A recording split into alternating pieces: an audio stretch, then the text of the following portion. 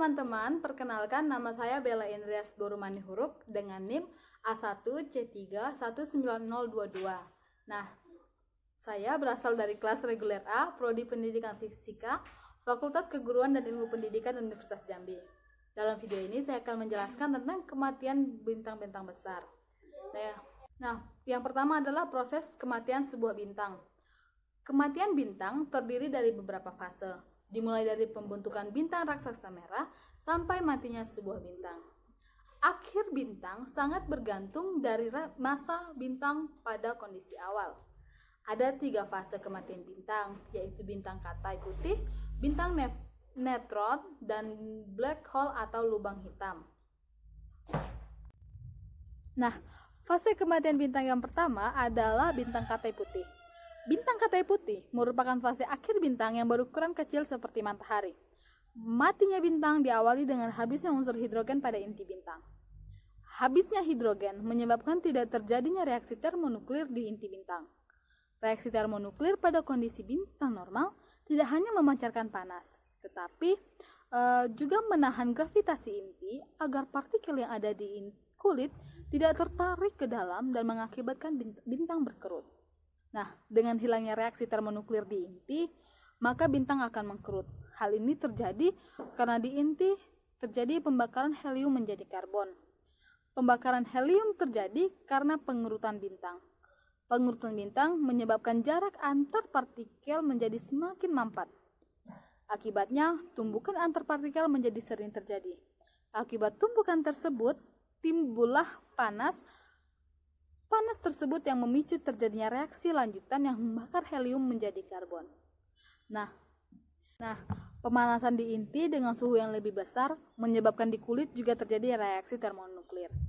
Jadi, di inti terjadi reaksi helium karbon, di kulit terjadi reaksi hidrogen helium. Bintang menjadi seperti kue lapis. Pembakaran di kulit menyebabkan selubung bintang mengembang. Bayangkan ada sebuah bola di dalam bola pingpong. Bola tersebut kita anggap saja bola A. Nah, bola A ini kita ibaratkan inti bintang. Lalu bola pingpong tersebut dimasukkan ke dalam sebuah balon. Lalu balon itu ditiup. Nah, kira-kira seperti itulah yang terjadi. Pemanasan di kulit menyebabkan selubung bintang mengembang. Energi yang dipancarkan inti lebih besar daripada pada saat bintang dalam kondisi normal. Akan tetapi, karena selubung membesar, energi tersebut didistribusikan pada luasan yang lebih luas sehingga suhu permukaan menjadi lebih rendah.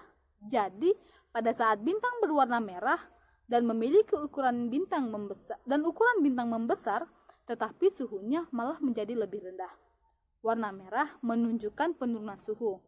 Sama seperti api yang ada di bumi. Api biru lebih panas daripada api merah. Nah, ketika sebuah bintang berwarna merah, suhu bintang pada bagian selubung turun. Bintang pada kondisi inilah yang disebut sebagai bintang raksasa merah. Nah, selanjutnya ketika bintang kehabisan unsur helium di inti, maka bintang akan semakin menjadi mengkerut. Pengerutan bintang akan terus terjadi sampai pada suatu titik bintang tidak bisa mengkerut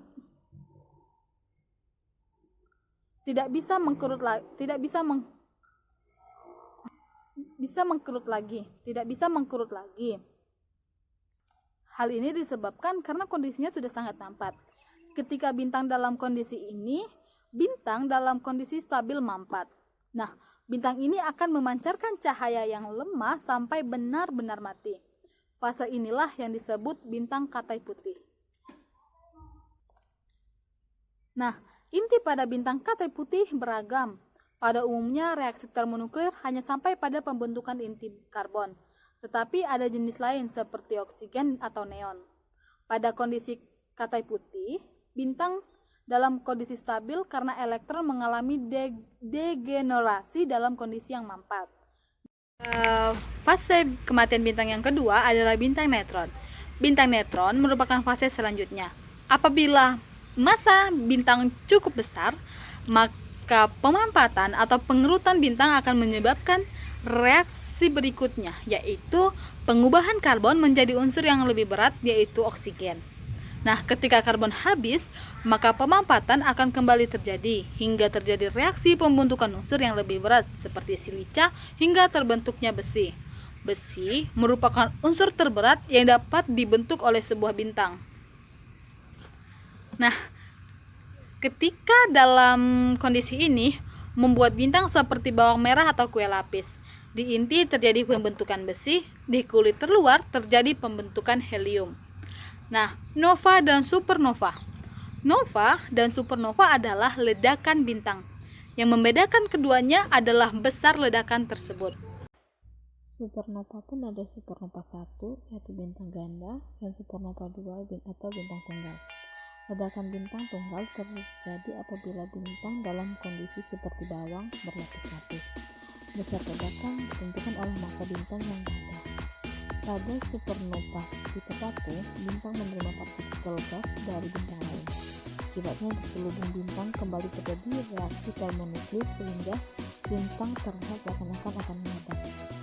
Sedangkan untuk supernova tipe kedua merupakan ledakan bintang yang sebenarnya karena terjadi pada sebuah bintang tunggal.